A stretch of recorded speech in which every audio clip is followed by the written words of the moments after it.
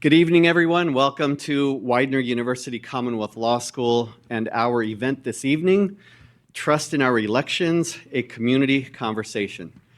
I am Andre Cummings, the new dean of the law school here at Widener Law Commonwealth, and I'm delighted to welcome each of you here for this very important conversation tonight. We have gathered very important individuals that will be talking to us about the election process. And I can't think of a better place to be hosting this event than at a law school, and in particular, Widener Law Commonwealth. We also welcome here tonight CBS News and 60 Minutes and all of the other media that are here to cover what we think is a very important event. Our conversation this evening, Trust in Our Elections, is particularly worthy of being hosted at a law school campus and especially here at Widener Law Commonwealth. Our great republic was founded on the notions of democracy, representative government, and the rule of law. The notion that no individual is above the law and that all persons must equally answer to it. These are the ideals that we hold dear at Widener Law Commonwealth and that infuse the education of our students here in both studying the Constitution that was drafted to protect the idea of democratic representation and the opportunity that we have to self-govern through elections. Our Law and Government Institute here at the law school is especially important to this mission as our students have the opportunity to learn about governing under the Constitution as hundreds of our graduates work in state government here in the capital of Harrisburg. At Harrisburg, or at Widener Law Commonwealth, we make the law as our students work in the state capitol. So I can think of no more important conversation in this election year, and I can think of no better place to have it than at a law school, and especially at our house, Widener Law Commonwealth. So welcome, everybody. We're delighted to have you here this evening. Thank you to all of the panelists that are spending their time this evening. This event is sponsored by not just our law school, but also Saul Ewing, LLP, Keep Our Republic, and the Dauphin County Bar Association, and especially our graduate, Jonathan Koltash, who will now introduce our event this evening. Jonathan.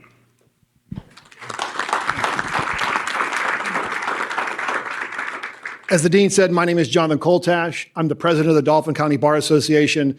I'd like to echo his thanks to our sponsors, Keep Our Republic, Widener Commonwealth, and of course, the Dauphin County Bar Association.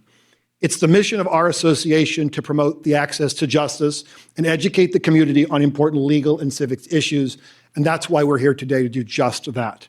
I have a couple, I'm actually the guy that's going to give you a little bit of instruction. When you came in, you may have gotten, mine's not blank, but a blank note card. If you have a question during the presentation today, just write it on your note card and hold it up. Somebody, it'll be probably Ari or I, will walk around and pick them up and then get them to our moderator to ask. If you need more, just raise your hand and Patrice and our staff over here will come and get them to you.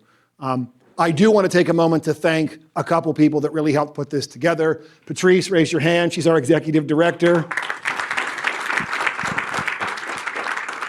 Ari's right here. Ari was from Keep Our Republic. Charlie in the back. Charlie, raise your hand from Clear Channel. And Judge Gracie were part of our planning committee, and we just thank you all for all the work that you've done to help put this program together. And now I'll turn the program over to Ari Mitten to get us started and to kick us off.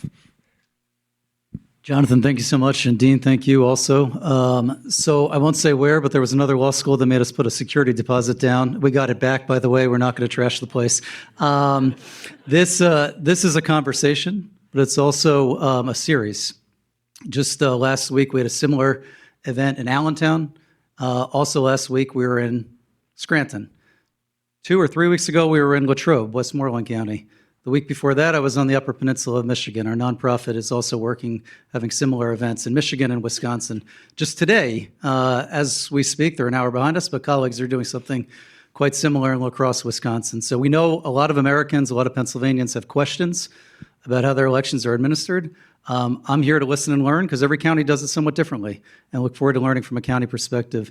So I'm going to hand it over to our great moderator, and we're super grateful for Saul Ewing putting together this great group, and the floor is yours, Matt. Thank you. Welcome, everybody, to what I hope is a wonderful conversation this evening about elections. Just a few thoughts to get us started here. According to a recent CBS News poll, 2/3 of all Americans believe U.S. democracy is under threat. A 2023 Gallup poll reported that only 47% of Americans trust the accuracy and integrity of elections completely or a lot.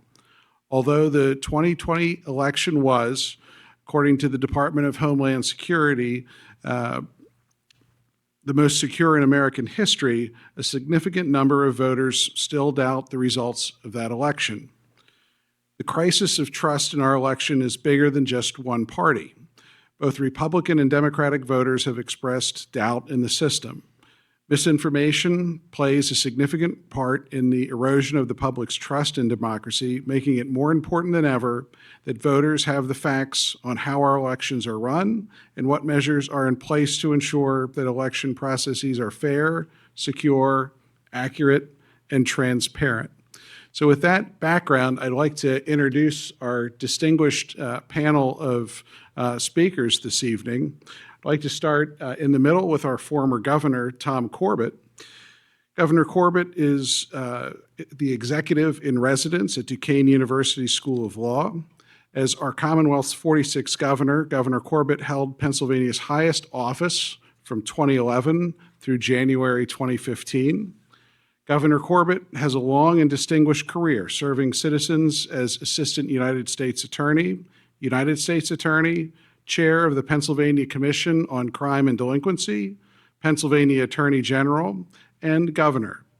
Governor Corbett has also served as a key advisor to U.S. presidents and governors. He served as a member of the Pennsylvania National Guard's 28th Infantry Division from 1971 to 1984, rising from private to the rank of captain. Welcome, Governor. Thank you. Thank you for having me. Next up on our panel is Robert Gracie. Judge Gracie is a Pennsylvania attorney and former appellate court judge. He served as an assistant district attorney and deputy and chief deputy attorney general before being appointed to and serving on Pennsylvania's Superior Court, which is an intermediate appellate court. He served as executive director and chief counsel to the Pennsylvania Judicial Conduct Board. Judge Gracie has experience as a trial lawyer and has handled appeals in all of Pennsylvania's appellate courts, as well as the United States Courts of Appeal for the Third and Fourth Circuits and the Supreme Court of the United States. Judge Gracie currently serves as senior counsel in the law firm of Saxton and Stump, where he chairs the Attorney and Judicial Ethics and Discipline Practice Group, counseling judges and lawyers in ethics matters. He also represents clients in the appellate and post-trial advocacy practice and criminal defense and investigations group. Judge Gracie frequently lectures on constitutional law topics and legal and judicial ethics. Welcome, Judge Gracie.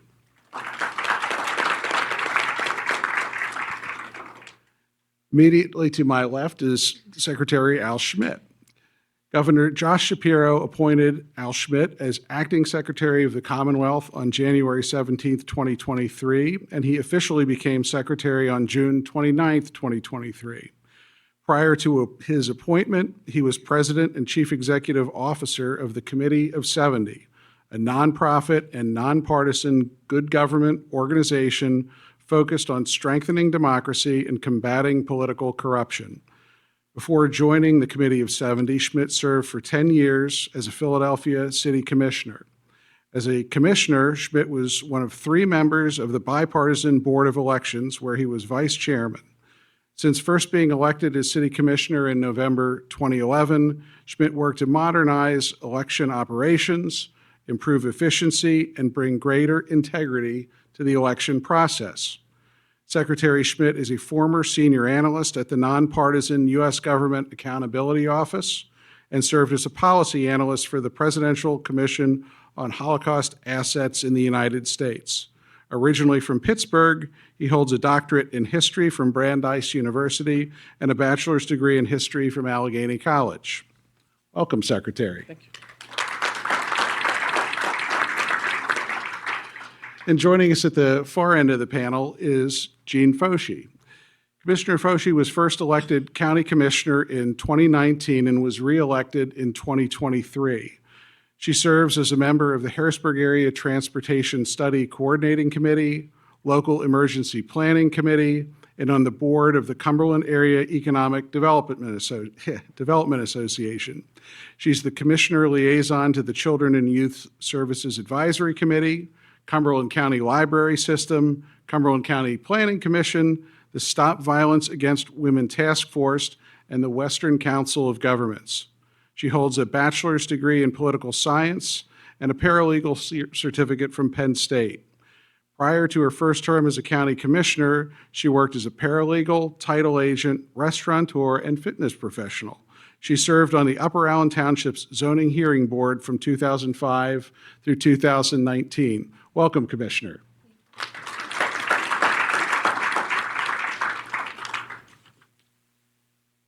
And for this evening's discussion, we're going to start with ladies first. Commissioner, can you explain generally how the election process works in Cumberland County and what checks are in place to ensure that the election is fair and secure and that the results are accurate? Sure, and there's a softball right there. There you go. So, good evening, everyone. Thank you so much. I'm so honored to be here, and I really am honored to be at this table with such a distinguished panel. So, thank you. It's really great to be here. Thank you. So, Cumberland County, every county in the Commonwealth of Pennsylvania delivers 2 elections per year, a primary election and a general election, and it's done every year. And I think people forget about that, right? Presidential elections are really exciting, gubernatorial elections are really exciting, but there's elections in those other years. So we're practiced at it. We know what we're doing. We have to deliver a fair, accurate, and reliable election. It's the law. Pennsylvania Election Code says that we have to do it, and it's your constitutional right. You have a constitutional right to vote, and you have the constitutional right to have your vote protected. We take that very seriously in Cumberland County. So, we have 118 polling locations countywide. So we run a machine election, right? You can go and vote in person on election day if you want to. And we also run an absentee and mail-in ballot election because you can vote by mail if you want to. So we're running 2 different elections. That's the way we think about it, right? Very, very busy time. And we do it twice a year.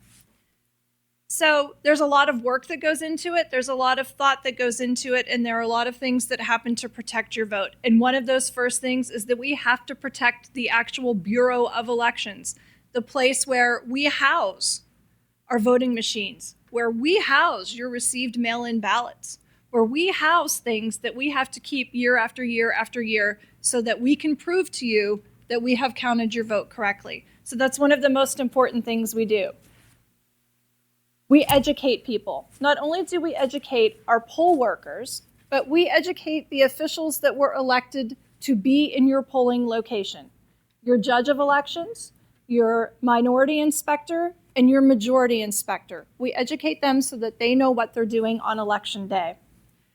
We have to make sure that on election day, we're going to have the electricity needed to run 118 polling locations and a Bureau of Elections. So we are ready with battery backup voting machines, and we are ready with generators. We have to make sure you're safe, and we have to make sure our Bureau of Elections is safe and our employees are safe. And so there is an incredible amount of security that goes into that day. So the part of the question was, what do we do to make sure that this vote is accurate? So there's voter roll maintenance, right? There's voter roll maintenance every year, but the voter roll is on a 5-year presidential election cycle cleaning. So, and that had to be removed from the voter rolls. You need to get through 2 presidential cycles unless something else happens. We protect your vote by following the law in terms of voter roll maintenance. We protect your vote by having public machine logic and accuracy tests. In Cumberland County, we're doing ours on October 15th at 9 a.m. If you want to come and watch the testing of those voting machines, you are welcome to do it. Welcome to come. We'd love to have you. We have to make sure our polling places are selected and that they're set up. We have to test those ballots. Have to test those ballots. As I said, we train our poll workers, we secure our building, but this really is the key. Voter engagement and the education of voters. And when I first started in this position, 2020, so 2020 happens, I'm in office for 3 months, we have a global pandemic, and we have a very, very tense presidential election.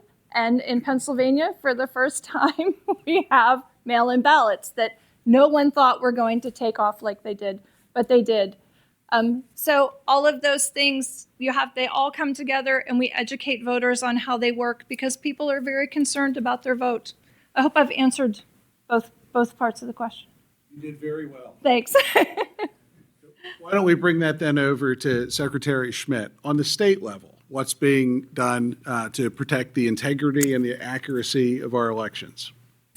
Well, I think one important thing to keep in mind is that elections have changed a lot in the last several years. Not only new voting systems in most counties since 2019, but a whole new system of voting as well with mail-in ballot voting, which, especially because of the sort of peak COVID environment, at least in Philadelphia County, about half of our voters chose to vote by mail. So it's changed a lot, but elections in Pennsylvania have never been more safe and secure, with a voter verifiable paper ballot record of every vote that's cast, whether you vote in person on election day or you vote by mail, that is used in 2 audits after every election to ensure that the tabulated results are accurate.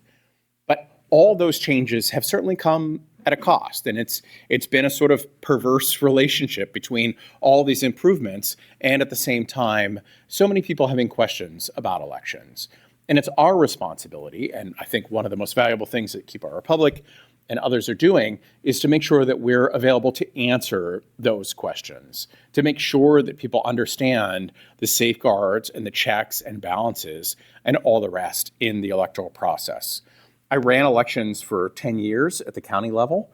I used to only have 1 county to worry about. Now I have 67 counties to worry about. I used to have a lot of authority in 1 county, and now I have no authority over any counties, but have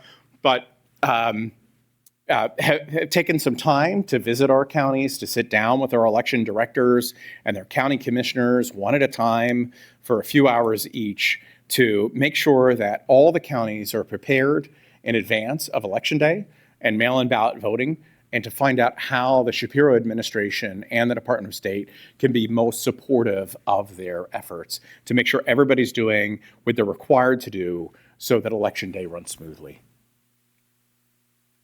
Thank you. Judge, Governor, do you want to weigh in on that question, or do you want a fresh one? Okay. All right. Fresh question. In 2020, we saw dozens of lawsuits here in Pennsylvania tied to the presidential election. How unusual was that, and has that changed the role that the courts play in our elections? Unusual would be an understatement. And before I go forward, though, I do want to acknowledge one person in the room because he's a dear friend and the first elected Attorney General in Pennsylvania, Leroy Zimmerman. So, Leroy. Many of you deserve to be recognized also, but we don't have the time. 4 years ago seems like 20 years ago. Think about what happened in that period of time. You, Commissioner, you described it very well. Who knew what a pandemic was? Last one was 100 years before that. These were heavily involved. This is my prop. Cell phones for communications, right? We'll come back to that. It was a contentious election. All elections are contentious to a certain degree, but more so than most. Nobody could have seen that conglomeration or intersection of all of those areas. And frankly, more likely than not, I'm not going to place blame, nobody was ready for that. Nobody was prepared for all those different issues. Hopefully, and I've been talking to my good friend, the secretary, we're much better prepared today, 4 years later, than we were.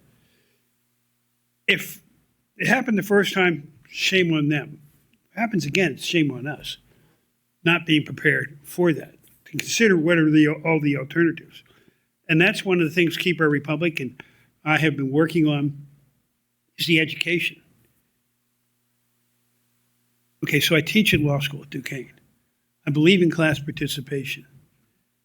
How many of you have trust in the elections? Go out there and tell everybody else. You're here today. I want you to go out and talk to people about this election.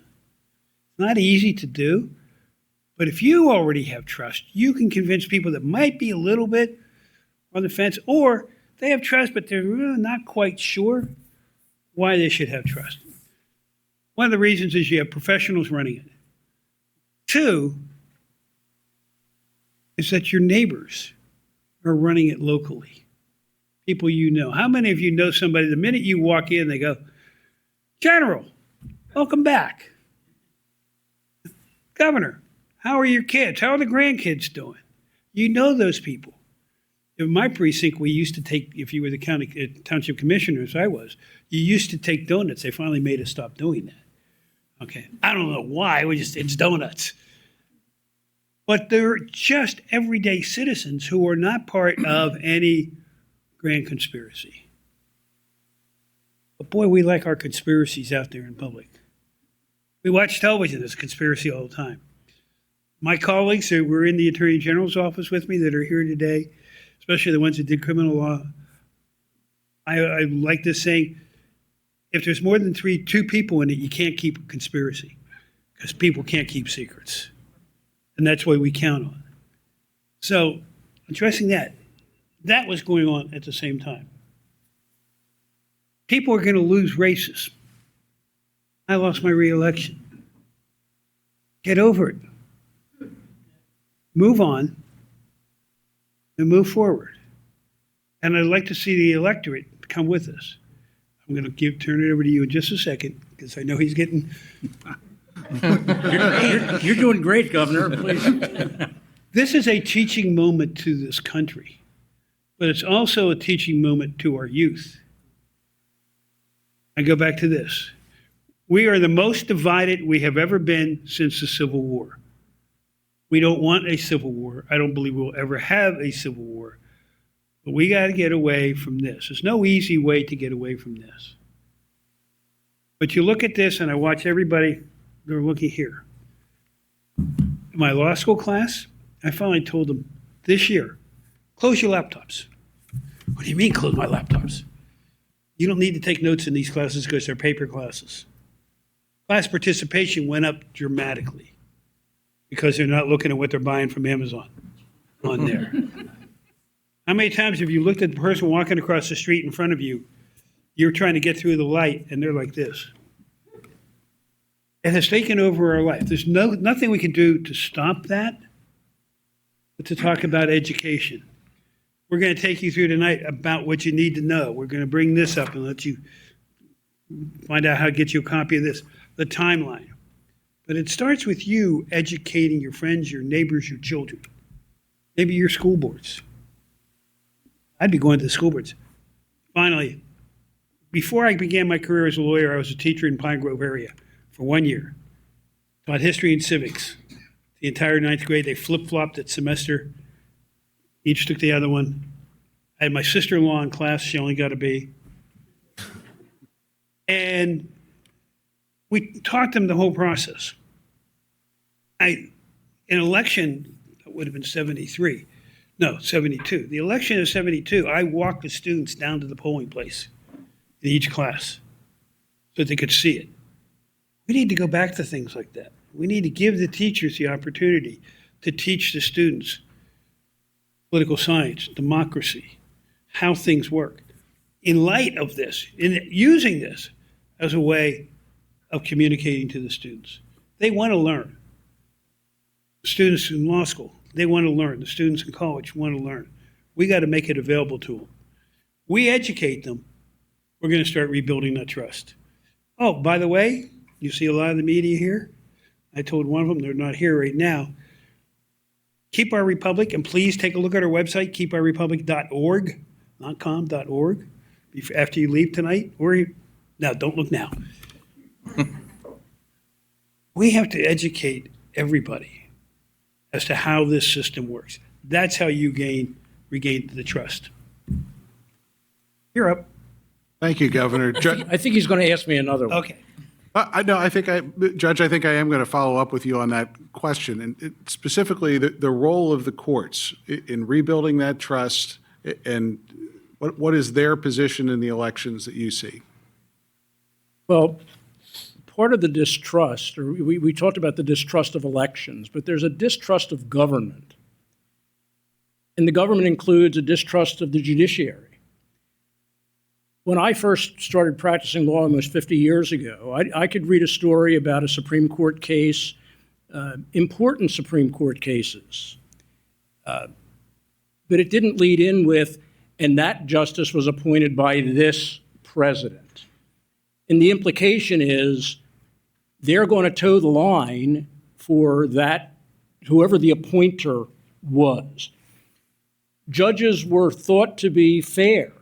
They were thought to be impartial, whatever their political stripe was, whether you were elected, as we do here in Pennsylvania, or whether you were appointed, as we sometimes do here in Pennsylvania, and I was a product of that. People apply, they look, they see the result, and they immediately think there's something suspicious about it. If it doesn't go their way, they don't trust the judge. And think about what judges do. For those of you who are lawyers here, and I know we have a lot, they explain everything they did, why they came up with a reason. You might agree with it or not agree with it, but they're telling you why they did what they did. But people are distrustful about it. And most of the time, what people know about a judicial decision is what they read in the newspaper about. And sometimes, quite frankly, the news media doesn't necessarily get it right. So are they fair and impartial? I believe they are. During my service on the court, and I know, I still do work in the courts. I still do work before the Pennsylvania Supreme Court, which is going to be critically important over the next several months. As it relates to elections, they're always critically important. I know them all. I served with Chief Justice Todd when she was on the Superior Court. We don't go back in conference and say, well, you're a Republican judge, or you're a Democratic judge, or, how are you going to vote on this? Politics never comes into it. That doesn't mean that every judge doesn't have his or her predilections. You come up a certain way, you had a certain background. I know, given the background I had before I went to the Superior Court, everybody thought he's going to be a prosecution judge. He's going to be a Commonwealth-oriented judge. And in all candor, I fought against that. I wanted to be a fair judge. And that's been my experience. The judges do what they think is the right thing. You may disagree with the outcome. I disagree with a lot of the outcomes. But they arrived at it thinking they were doing the right thing. Sometimes, and particularly in these election cases, they're not unanimous. But if you count the votes, if you do go back and see, well, that judge was elected as a Democrat, you didn't necessarily agree with and side with the other Democrats on the court. Sometimes you get some very weird pairings. But they're not doing it for politics. They're doing it based on their understanding of the law and applying the facts that are before them to the law as they understand it and coming up with it. Some of the distrust is fostered by some of the other branches of government because they get disappointed in an outcome. Oh, well, why did they rule that way? They ruled that way because that was their understanding of the law. And so many of these issues, the judges are interpreting the election code, which is a kind of an arcane statute. Everything that the commissioner was talking about, most of it goes back to 1937. Think about what has changed just in the past 20 years, let alone the past 80. But that's what the secretary is administering. That's what the county boards of election are administering. If the Supreme Court interprets a provision of that code and the legislature thinks they misinterpreted it, you know what? Most of the time, the legislature could fix it if they wanted. No, we meant to say that everybody has to date the ballot if it's a mail-in ballot. We meant to say that everybody has to sign it. These are critically important, and here's why. So there's a remedy, and again, the judges try to apply the law as they understand it to the facts, and they tell you how they arrived at the result. They write an opinion. When the legislature passes a statute, it doesn't oftentimes tell you why they're passing the statute. Or have legislative history. It's rare. It's rare. So we're going to see, we saw a lot of it, and Matt, the initial part of your question was what happened in 2020 unusual? We've had election contests of some sort going back to 1937, and I'm sure going back before then, whatever the law was at that point. It certainly got ratcheted up 4 years ago. And given the level of acrimony, the level of animosity that's out there that we hear day in and day out, I don't know, and I think it's on both sides. I don't think that's going to go away. I think we're in for, and we already see, in the past week, in the past month, the Supreme Court adopted a rule that all these elections appeals have to be expedited because of the timeline that the governor alluded to. And they've taken proactive steps. They've shortened the period of time that parties have to appeal from one court to the next. So the Supreme Court is plugged into the importance of this. And they've already decided to hear and to fast track certain cases still dealing with interpretations so that the county boards know how to do what they're supposed to do. So I think the courts, unfortunately, the courts are more and more involved. And in our democracy, I think the courts should be the last straw. But too frequently we end up there, I think, earlier than we have to be. Thank Can I you. just add one very quick thing related to that, and that is Of course. that one thing I think really underappreciated in the 2020 election cycle is how the judiciary branch held fast in the face of an avalanche of litigation seeking to either prevent voters' votes from being counted or to prevent the certification process from proceeding. And those were, I'm sure, Democratic judges, they were Republican judges, they were at the federal level, they were at the state level, and all of that. And as a radical institutionalist, I think really the judiciary branch deserves a lot of credit as being, in my opinion, the sort of heroes of the 2020 election between the lawyers and the judicial branch for keeping things from falling apart. Thanks to you both. I'm going to send the next question back down to the Commissioner to touch on two things that the judge kind of talked about, and that's one, a new development in the law, and one that has developed, I think, a fair amount of acrimony, and that's mail-in ballots. Your county has collected literally thousands of mail-in ballots each election since 2020. How does the whole counting process with those work, and how do we know those ballots are secure? Okay. So when you mail in your ballot, you apply for your ballot. You have to apply every year to receive a mail-in ballot. You receive your mail-in ballot in the mail, and it comes, there's a whole package, right? It comes with all of this information. So you get an envelope, you get your ballot, you get your secrecy envelope, right? And then you get the envelope that you're going to mail everything back in. So you fill out your ballot, you put it in your secrecy envelope, you put that entire package into the envelope that you're mailing back to the Bureau of Elections. You have to sign that and date it, and then you can put it in the mail. If you don't put it in the mail, you have one other option in Cumberland County, and that is you can bring it directly to the Bureau of Elections, and we will take it from you there. We take the barcode on that outside envelope and we scan it. And we scan it into the SURE system, which is the voting system in the Commonwealth. And you're going to get an email that tells you, hey, we've got your mail-in ballot. Okay? You can watch your mail-in ballot work all the way through that Shore system. So it is amazing. When your ballot comes in, we scan it in and then we set it aside by polling location. And if I told you about the security of your mail-in ballots, they wouldn't be secure anymore. But I assure you, they are secure. They are held under extreme security, under extreme observation. Your mail-in ballot is safe while we wait for But it. Commissioner, they're still in the envelope. They haven't been opened. No, and they're not allowed to be opened. So we are not allowed to open your mail-in ballot until the time of pre-canvassing. On election day, we may start by PA election code pre-canvassing those mail-in ballots. So we slit that outside envelope open. Now we've got, hopefully, not a naked ballot. Hopefully what we have is a ballot in a security envelope. We slit that open and we set it aside by polling location. You have to smooth them all out.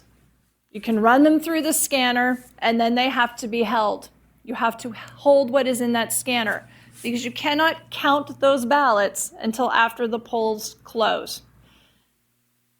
And it creates a tremendous amount of chaos for the voter, the entire process, because we can let you know by your outside envelope via the Shore system, hey, you didn't sign your ballot. Hey, you didn't date your ballot. We can let you know that through the Shore system. The election code provides for that. And then what you have to do is come in and apply for a new mail-in ballot, because the one that you submitted to us is not good. We can't count it. If we slice that open in that envelope and that ballot is naked, we've got a problem. We can't count it. We have to set it aside. So it's tough for people, right? Very tough. And I think about what goes on with the court system, and I always think about voter intent. You intended to vote that ballot. We've taken you through the system to protect your vote. So you haven't signed it. Did you intend to vote it? Yes. Did we know who you are? Absolutely. You didn't date it. That mail-in ballot only counts for that election, right? It's not going to count for any other election, but you didn't date it. So now you are a bit disenfranchised, right? If you can't come in and get a new mail-in ballot application, or if you can't get to the polls that day and vote provisionally, you've got a problem. We can alert you, but your vote won't count if that is not remedied. And I can't remember the rest. I think you covered, but Yeah. Commissioner, can you comment on that? Because I think there are people out there, I know there are people out there that believe that they can't even begin the pre-canvassing till 8 o'clock at nighttime. What I just heard here was you can start it before 8 o'clock. Well, it's when the polls open. Right. Okay, but Right. the polls open. 67 counties, possibly 67 ways of doing things differently. Can you comment? All within the confines of the Pennsylvania Election Code. Right. So while you might have differences in applications of the law, every county in Pennsylvania is operating within the confines of the law. Some counties, when they're initially intaking their mail-in ballots, can see quite conspicuously that the voter did not sign it or date it and is obviously fatally flawed. And when they scan it in as having been received, which they do with all ballots, if they scan it in there are all sorts of different codes that are used when envelopes are scanned in, that will notify a voter if they provided their email address that there's a fatal defect in their ballot and that they could go to the Board of Elections office and request another one. But one of the most frustrating things, one of the most disappointing, I sound like fellow Republican Susan Collins right now. One of the most disappointing, I'm very disappointed, things about what hasn't changed since 2020 is that even though we have a technical problem with a technical solution, which is allowing our counties to begin that process earlier than 7 a.m. on election morning, like all sorts of other states do, red states, blue states, even Florida, no disrespect, they can begin that process earlier. And with that comes a process that has even greater integrity that allows voters to be notified if there's a fatal defect as part of that, and voters to know the results earlier. Like, it's humiliating that Florida will report their mail-in ballot results by midnight. And that's not because they do it better in Florida or there's people work any harder or any smarter. It's that that process can begin earlier. So when you hear about delays, I would ask you to keep in mind that when you hear about delays in Pennsylvania on election night, they are not delays in Pennsylvania. It takes time to count millions of votes. And it's not because something is wrong. It's not because there's some truckloads of ballots coming into Philly or whatever paranoid fantasy people come up with. It takes time to count votes. And that's why our results are a little bit later than many other states. Secretary, I was amazed by that in 2020 during that presidential election, that voters believed, because the machine votes are coming in and we're counting those machine votes. Those judges of election are bringing those machine votes in, and we can count those very quickly.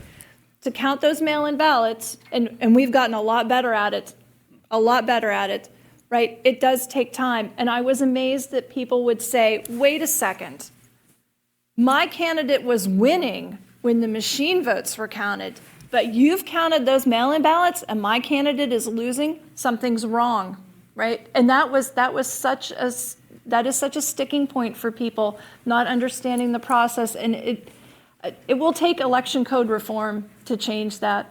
We need that. And the truth exists in those ballots, right? Yes. The results are already determined by the voters. It's just a matter of how much time it takes for election boards and election administrators working around the clock. And in Philly, we worked day in, day out, shifts all day and all night for many days to count those votes, to do so with integrity so that the results can be known earlier. So it's definitely one thing I think to look out for in terms of Pennsylvania this coming election cycle. And it's not an indication that there's anything amiss. No, there's nothing amiss. It takes time. In Cumberland County, we accepted a state grant that we received almost $1 million to put forth in terms of how we're going to count the vote, how we're going to handle the election. We've bought a couple of new scanners with it. But by saying we would like these grant dollars and we accept them, we are agreeing that we will count 24/7 until we're done. And that is right. And we'll do it, and we're prepared to do it. But some counties can't do that. Some counties can't take that money because they can't make that promise. They just don't have enough people. Thank you both. You did so well on that question that we're going to go right back to you with another one. And then we've heard concerns about a significant turnover in election staff and poll workers over the past few years.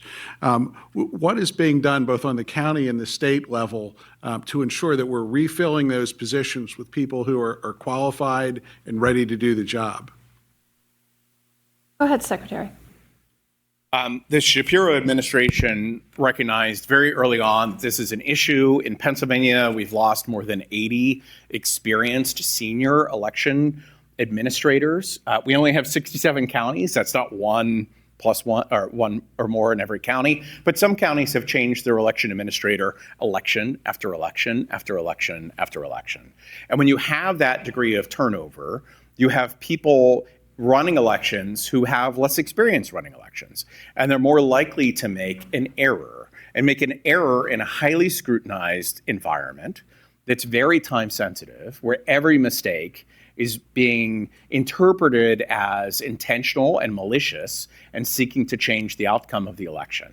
So the Pennsylvania Department of State put together a training unit led by an experienced election director to provide training to all of the new election administrators in the county. We have between 50 and 100 people participating in each of these sessions or modules to walk through everything that is involved from tooth to tail in election administration with plenty of really experience. That's one of the most gratifying things of all. It's like some people who have been doing this for decades are still participating in the training so they can share their institutional knowledge and their experiences with newer people to make sure that everyone is prepared for Election Day and it runs smoothly.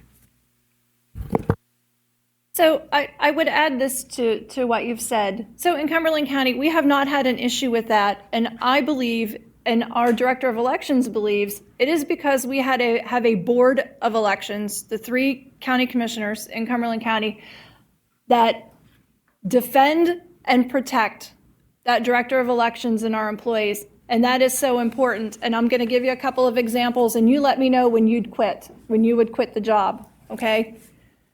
There are groups that really and truly they're like, we want to come in and we want to open up those election machines and you're going to show those to us. And I'm going to get 100 people to call you today and tell you that we have to do that. And then I'm going to come to your office and I'm going to bug you until you do that. We will not do that. We know what happens if you let people in to look at an election machine. It's decertified by the Commonwealth of Pennsylvania. You can't use it anymore, and then, my friends, the taxpayers, you have to buy a new one, right? We can't let you do that, but it causes chaos.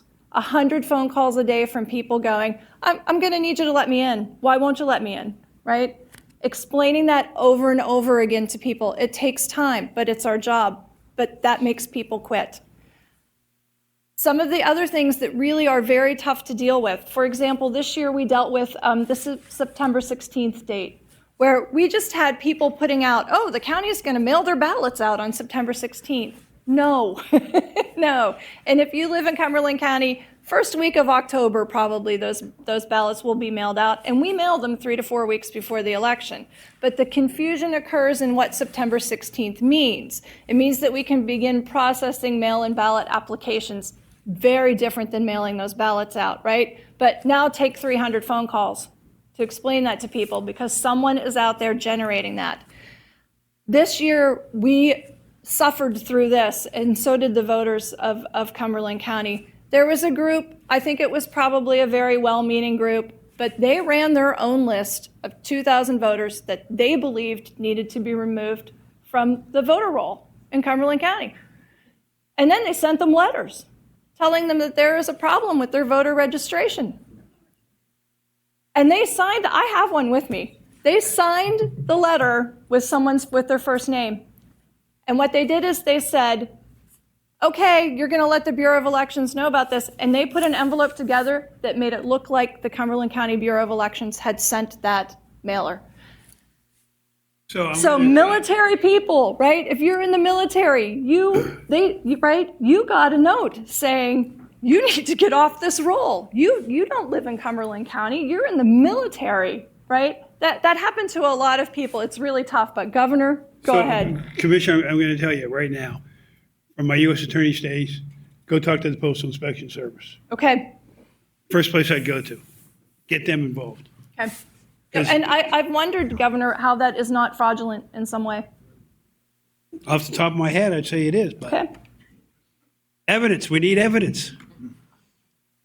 Thanks. Thank you. Thank you both. Quick follow-up question from the audience on talking about the pre-canvassing. In Dauphin County, they have apparently live video of the pre-canvassing. Is that common with all counties? Secretary Schmidt, you correct me if I'm wrong. Or unless you want to take this one, because it's an interesting one. So you can have live video, right? But you have to be able to have people in the room to watch that canvassing, if I'm remembering correctly, sir. So we had, not only have elections become more safe and secure, like I said in the beginning, but they've never been more transparent. And a lot of boards of elections have a live stream of the room where mail-in ballots are being processed day and night. So you can sit there in your bunny slippers or whatever, and you can watch it. Hot chocolate. Somehow, or maybe you can't sleep, so you decide to watch it because it's pretty mundane stuff.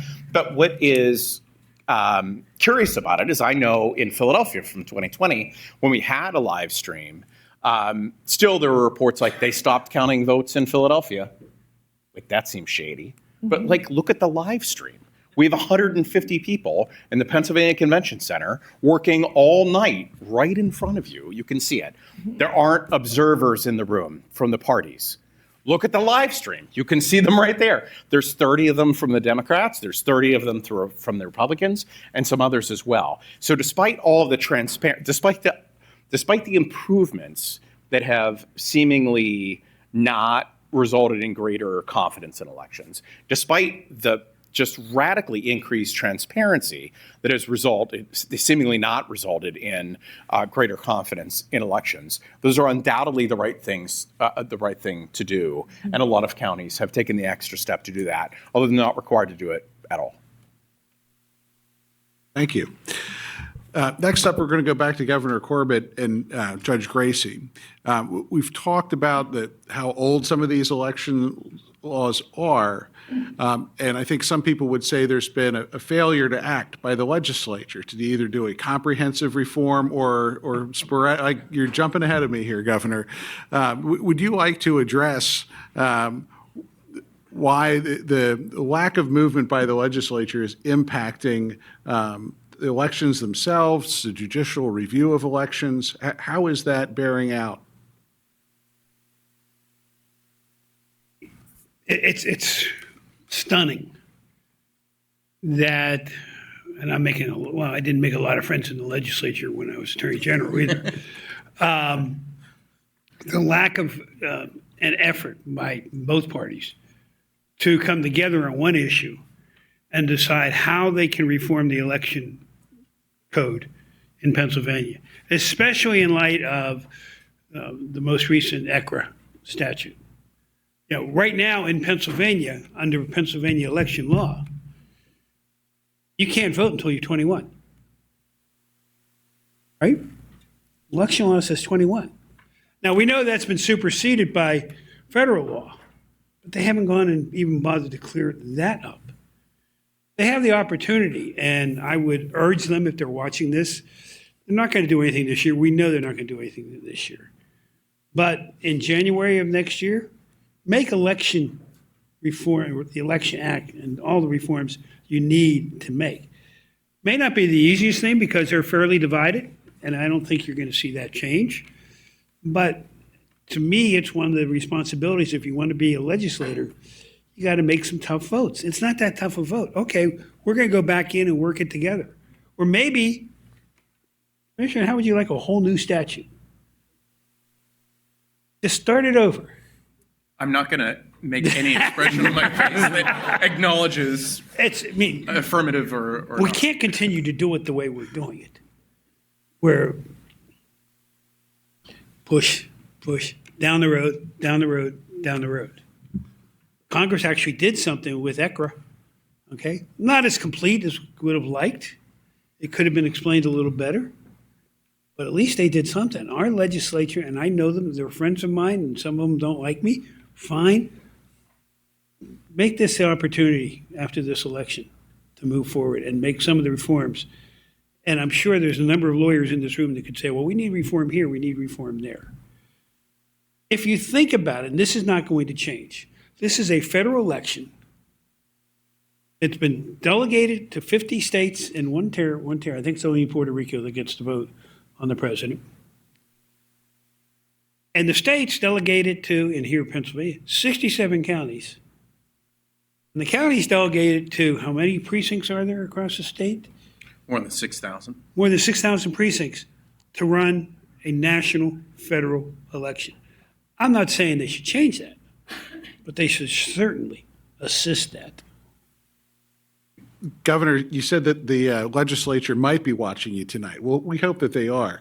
But do you have a suggestion as to what would be a first step to election law reform?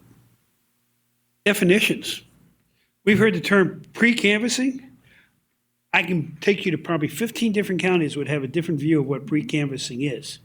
Or, and I've talked about it with the media, what's canvassing? Canvassing means counting, right? Why don't we use that word? Plain English. Because some of the confusion in the people out there that are looking at this, well, they're not canvassing. They're not putting a tent up. Okay? Just simple little things. Bob DeSouza's here. He was in the military with me. We have this KISS rule. Keep it simple, stupid. Can't we bring some of that? Just define it for us. Judge Gracie, your opinion on how that might be embraced by the judiciary, election law reform? Well, as I said earlier, Matt, so much of the difficulty is that the courts are being asked to interpret a law that's 80, almost 90 years old. Things have changed a lot. You mentioned, or the governor mentioned, all elections in Pennsylvania are administered in 67 different counties. And the law has developed such that there can be pretty substantial deviations from one county to the next. Now, one of the things that's been a hallmark of Pennsylvania government going all the way back to the founding was that we're a decentralized state. The founders believed that keeping power at the local level closest to the people was the best thing to do. Is that still a good idea in 2024, 2025? I'm not sure if you completely understood what the secretary said when he said he used to administer a county. Now nobody listens to him. And that's a pretty accurate description. He can't tell the counties how to administer their elections. That sounds kind of odd to me, that he doesn't have that authority. But that's what we have. He issues guidances, and there are several cases since 2020 as to what the effect of a guidance is, but nobody has to pay attention to it. Can I interrupt you for 1 minute? Sure. Are there other states that give their Secretary of State or your counterpart the power to do that? With all the other states, elections are administered very differently in other states. Some are highly controlled. You don't even have counties running elections. You have the state system running elections. It is really a patchwork from state to state. Okay. But what I can say is it's surreal testifying in front of the Pennsylvania House, testifying in front of the Pennsylvania Senate, having people yell at me and kick my teeth in saying, why aren't elections in Pennsylvania run uniformly? Why is not a uniform acceptance of the law? When it's like the legislature, it's your job. You might be friendly and everything, but surely you don't want a secretary making the decisions about how to do all these other things. It's up to the legislature and the governor to make those decisions to make sure that elections in Pennsylvania are run in the most uniform way possible, county to county. Okay, so I interrupted him. It's your Well, turn. I was just going to pick up on what the secretary said, and some of the things that are happening from county to county. Last week, there was an article in the local newspaper, the Patriot, or whatever it's called nowadays, about Dauphin County adopting a procedure whereby people who send in defective ballots can cure.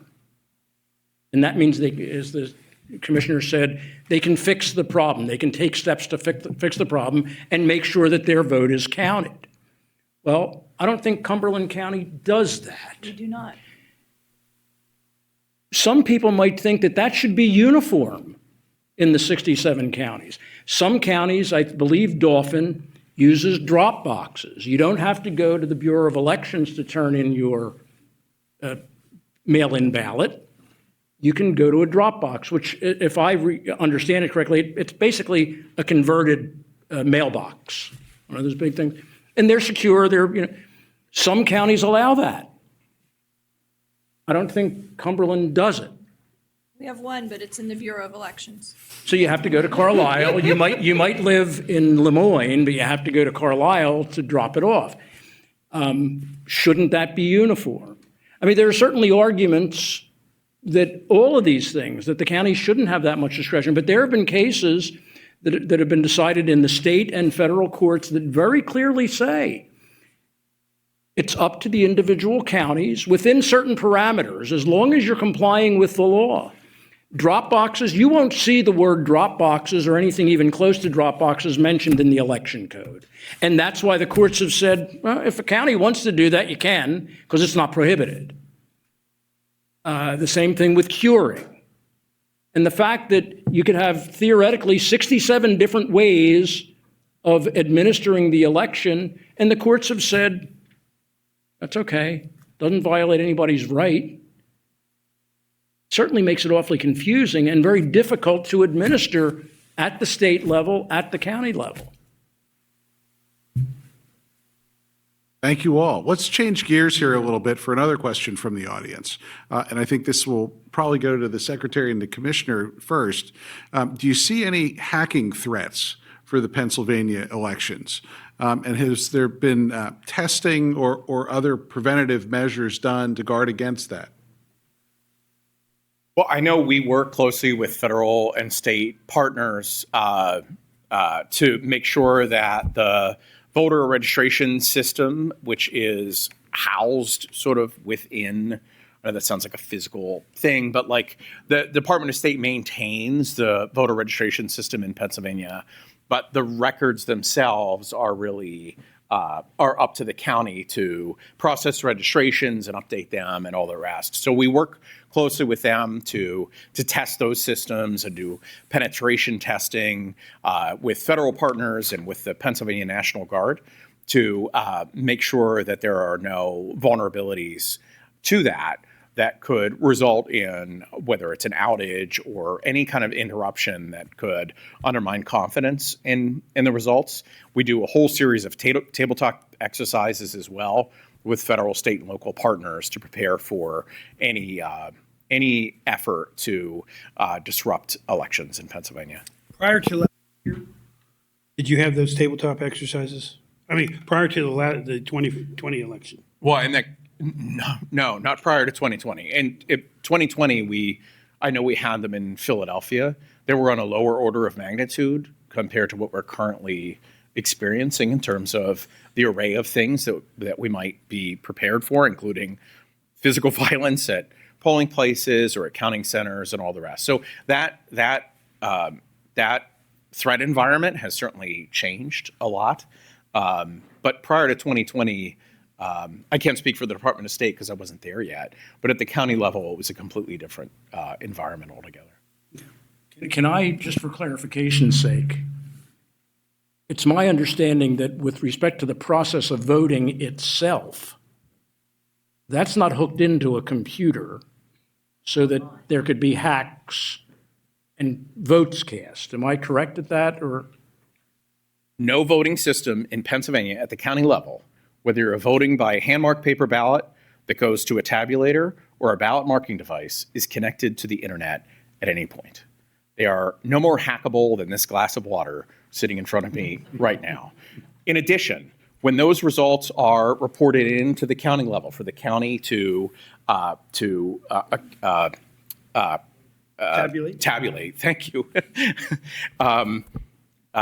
When those reports exit that tabulation system to get reported on the county website or to report it to the Pennsylvania Department of State, there's an air gap process in between those results. They're not like electronically transmitted. There's an air gap, meaning that those results in Philadelphia, we'd open up a new thumb drive. We'd download the results to the thumb drive. We'd upload it to the election night reporting site, and then that would be it for that thumb drive. We wouldn't take it back again or anything else like that. So there was an air gap so that one system is completely separated from any other.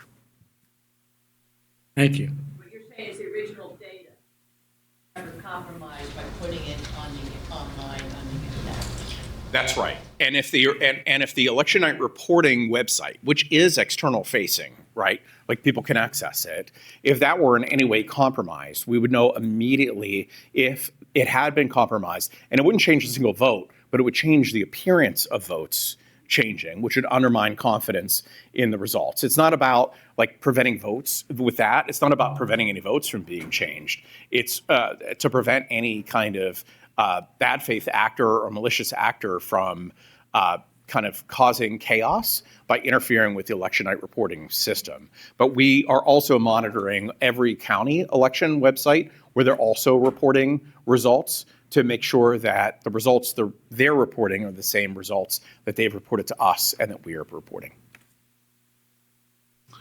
Thank you. Next audience question. What checks are in place to make sure that those who register to vote and those who appear to vote are United States citizens? So when you register to vote, whatever way you do it, first of all, you are signing an affidavit saying you're a United States citizen. In Pennsylvania, to be registered to vote, you had to have lived here for 30 days, right? You have to be 18, you have to be a US citizen, and you have to provide either your PA driver's license or a PA issued ID or your social security number. As soon as you register to vote and that comes to the county sends it off to the Social Security Administration or the driver's license center. All of that is double checked. Every ounce of it is double checked. So that's what is in place to not let you register to vote if you are not a citizen. We're going to catch it. The system will catch it. And it's statewide it's going to be caught. And remember, you have to sign an affidavit saying, I am this person. I am eligible to register to vote. And I think that one of the things that happens as we get into these conversations, and we talk about definitions. When we talk about registering to vote if you're not a U.S. citizen or if you're not able if you're not legally able to register to vote, what you're doing in attempting that is committing a crime. Right? People use this term voter fraud like it's just normal, right? Voter fraud is just happening. It's a crime for which people would be prosecuted if they did it. And I don't think we can forget that, right? You can't just willy-nilly go, oh yeah, I'm gonna register to vote and not have consequences to doing that. But you will be caught if you try it through the checks and balances. And let's keep this conversation to Pennsylvania. Yes. Because I know people are talking about what happens along the border, what happens with all the immigrants that are coming in there. We can't answer for Arizona or Texas or anything. Well, what I can answer for is that non-citizens cannot vote in any federal election. But there are states where non-citizens can register to vote and vote in non-federal elections or for non-federal candidates, which is something that we don't. Anybody confused by that? So that we don't have. Including our friends in the media? We don't have in Pennsylvania. But if I could add one thing very quickly, I was an elected Republican election administrator in Philadelphia County for 10 years. Raised in Western Pennsylvania with every possible prejudice you could ever have toward the city of Philadelphia. It was a terrible place. Bad things happen. Who knows what's going on there? So I go in and immediately make this list of things I'm going to investigate. And I think there were 10 or 12. Dead people voting twice, non-citizens voting, and a whole bunch of others. Spent years researching those things and accumulating information about them to the extent that they could even occur at all. And one of those was non-citizens. And we found a very, very small number of non-citizens who had registered to vote in Pennsylvania, and an even smaller number who would ever cast a ballot. And in Pennsylvania, it started in Philadelphia County. So of course.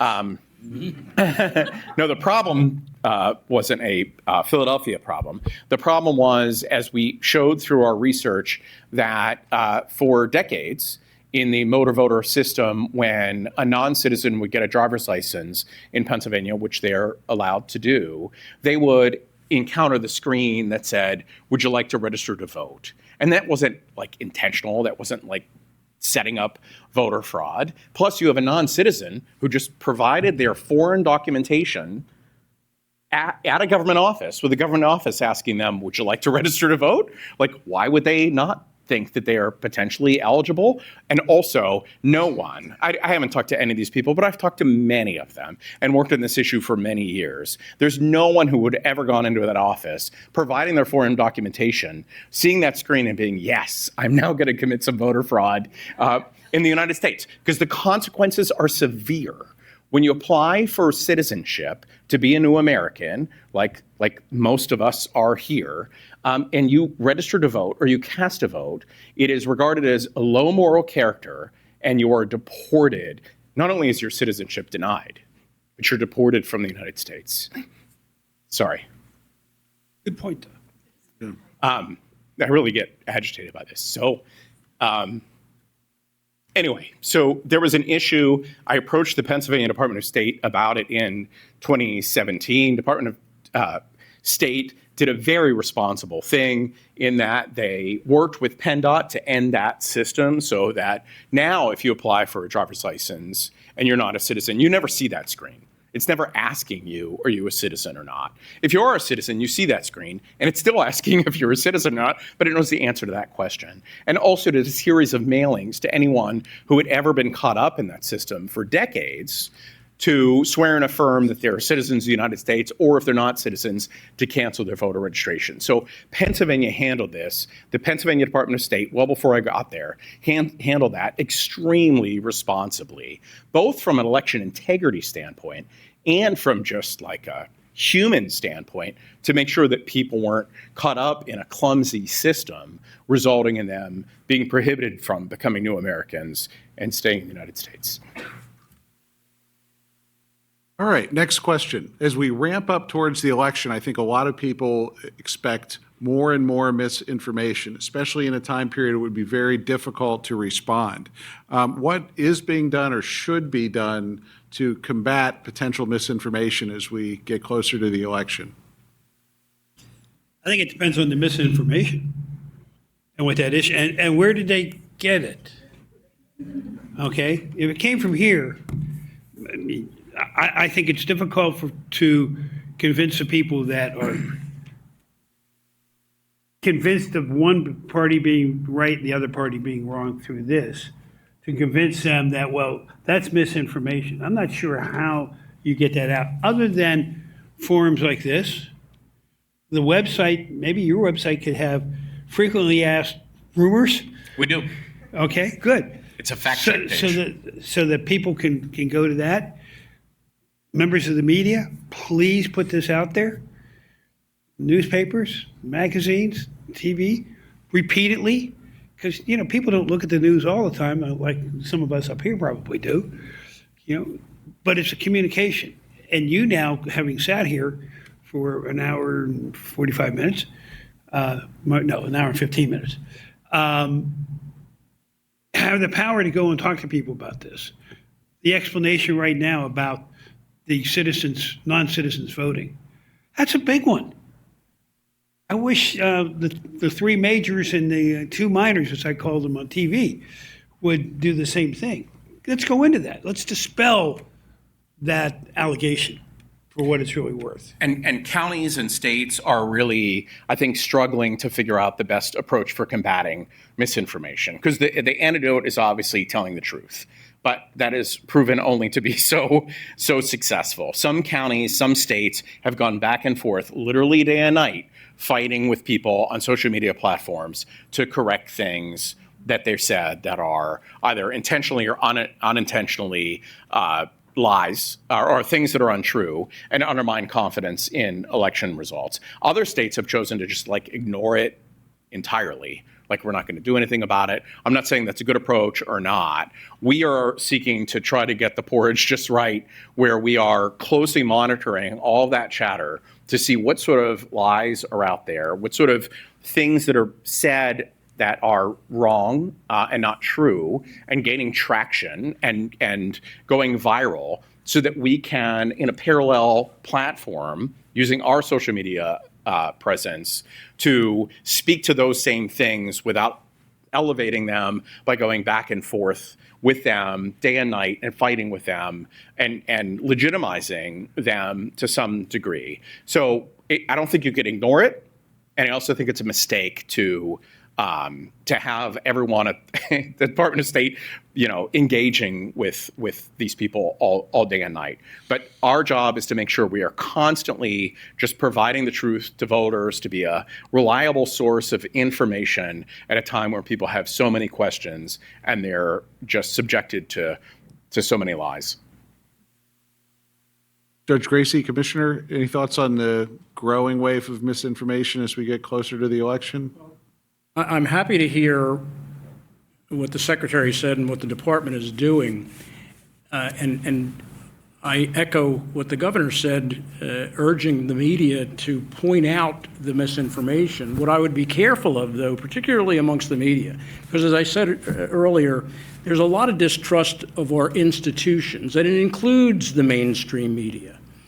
And I think a lot of that comes from, again, we're highly polarized. People want to believe what they want to believe. I think it's important where there's some misinformation out there, not to brand the person who put the misinformation out there as a liar. That throws gasoline onto the fire. It just raises the incendiary level.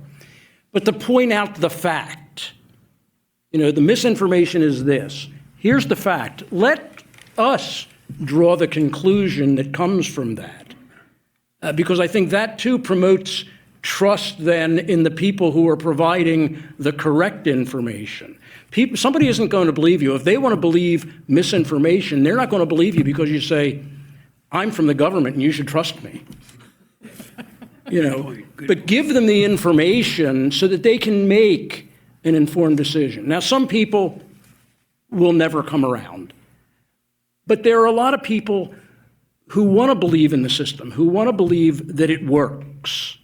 And I think we get back to that, or try to get back to that, by providing the correct information. Let them draw their conclusion. And the more, at least in my experience and the experience of many others, the more you know about elections, the more you trust them, whether it's at the county level or the state level or any of the rest. And that's why I think it's so important what Keep Our Republic is doing and what others are doing to make sure that we can help with voter education to make sure that people have their questions answered. I know that voter education is really important, but I think about this issue. This is not a partisan issue. It's not an issue for Democrats, and it's not an issue for Republicans, and it's not an issue solely for anyone who's registered any other way. And it's also an issue for people that aren't registered to vote and for non-voters, because this is our republic, and we want to keep it. There's so much at stake. I love my country. I am a patriot. And I think that's another way that we have to approach this is I love my country. I'm a patriot. I want to keep what we have here. People want to come to this country because they have the right to vote, and we are obligated to protect it. I think that's so important. If you've never listened to a Keep Our Republic podcast, I highly recommend them. They're great. They help with all of these issues and to talk about things. Thank you. Let's talk a little bit now about what happens after the election. Governor, I'm going to start with you. I know you have a little timeline here that you'd love to talk about what are some of the critical deadlines taking us from the election, federal level, to the inauguration of a new president? So I believe we have this. This is the timeline we're talking about. We have this online that you can go look at, keepourrepublic.org. Remember that. So we have Election Day. They close it up. I'm going to make one observation. And the TVs have all identified that somebody won Pennsylvania, somebody won Michigan, somebody won Wisconsin. And it's 11 o'clock at night because they took an exit poll on it. I think they ought to ban exit polls because it creates an expectation that, well, my candidate won or my candidate lost. When I ran for attorney general the first time, people went to bed thinking I lost because the AP said that I'd lost. I got up in the morning, and my team and I believed that this would be the case. Not only did I won by over 100,000 votes, and then later in March, the Department of State found 10,000 more votes from Wayne County that they forgot to include. So I won by 110,000 votes. Think about that in today's context. It's completely different. Mine was, okay, I won, right? But looking at polls, exit polls, it creates a false sense of fact. But that's what you got to do for commercials. No offense to the TV stations that are here. Okay, so Election Day. The next big date is 20 days later, November the 25th. The counties must certify their elections by that period of time. They have to go through the whole process. They have to make the counts, and I'm not going to go into the detail. Why do they have to do that? Because it has to go to the next step. It's not until we get 4 steps down here that it becomes really crucial. So once it goes, the counties certify, it goes to the governor's office. And On December the 11th, the governor's office is supposed to certify the results of the elections in those 67 counties representing Pennsylvania and who the winner of the election is. And by that, the winner then has his slate of electors or her slate of electors will be going forward. That's December the 11th. That's not far after. If there's any delays, it starts slowing things down. Problem comes right here. Because normally, the Electoral College convenes on December the 17th. Well, what if Pennsylvania hasn't certified their elections at that point in time? We share what happens to our electoral voters? They don't get to vote. Pennsylvanians will be deprived of their vote if it's not certified in time for that. Now, can some court intervene? I don't know. But the way it's written, they can't vote. That changes the whole dynamic of the election. How many votes do you need to be elected president of the United States in the Electoral College? Anybody here want to answer that one? 270. If you subtract 19 votes, the number just changed. What if you subtract 2 states? The number changes even more. There's going to be mischief. That's where you're going to see mischief. True mischief. That date's very important that we have to certify by that period of time. And I'm really appreciating looking around at all the faces going, okay, now I get it.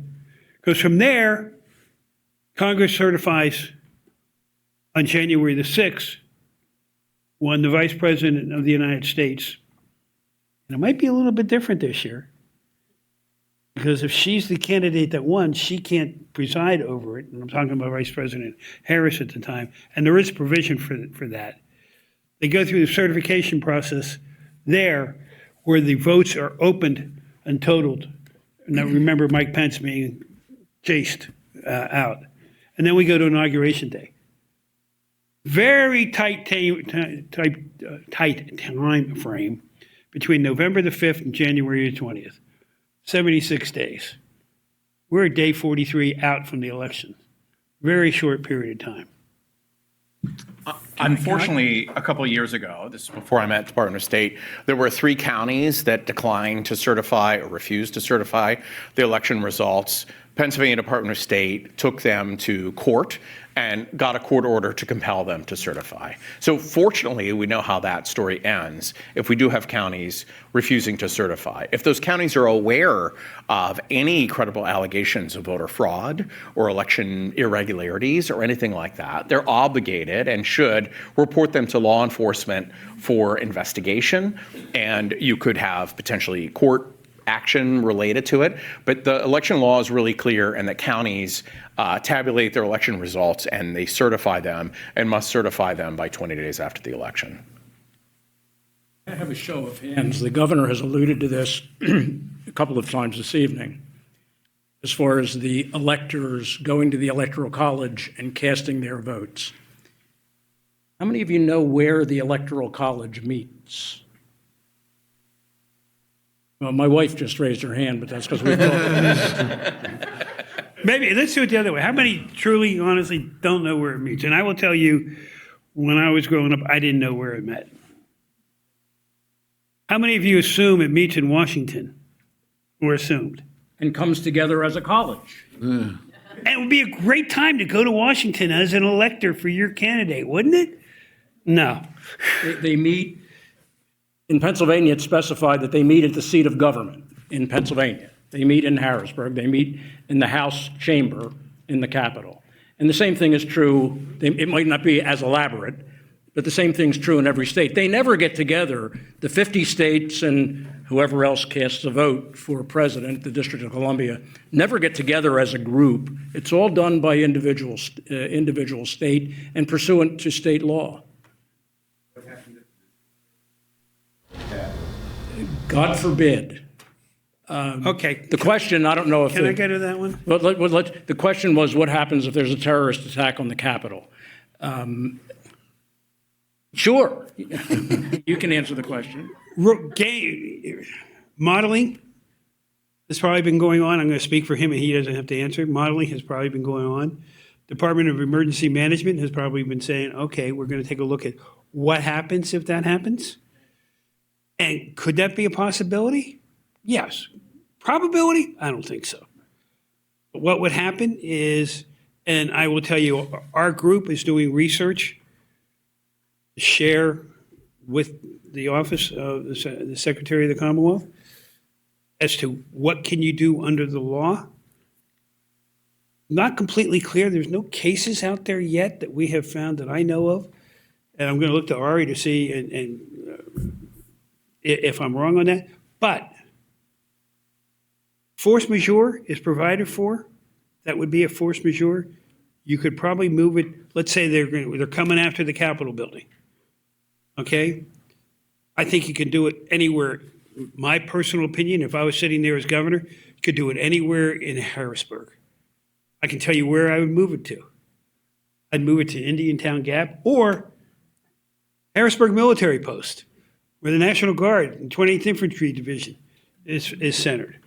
I'd move it somewhere like that. Can I just add one thing very quickly? I keep saying that, and then I've used up I should have a red light or something. Talking about we're talking about terrorist attacks. We're talking about counties not certifying and derailing the functioning of our electoral process. We're talking about voter fraud. We're talking about all this other stuff. And it's all really good, and we really do need to talk about it to be aware of every possible scenario we might encounter. But I don't want us to lose sight of the fact that elections are something we should celebrate, and that this should be a good thing, and that people should enthusiastically participate to make sure their voice is heard and not be consumed by the kind of all of this stuff or whatever they're reading about this case about, mail-in ballots or that one. Voting is very simple in the United States.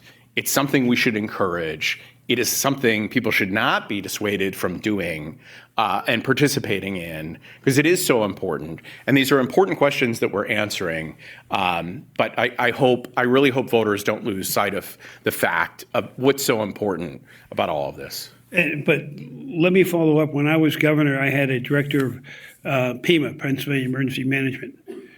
And he said to me, and I've used this ever since, when you're director of emergency management, you hope for the best. You plan for the worst, but hope is not a plan. Trust me, I believe that that's taking place all through Pennsylvania right now. I think that was a wonderful conversation this evening, and I think everybody, if you would please join me in thanking our panelists.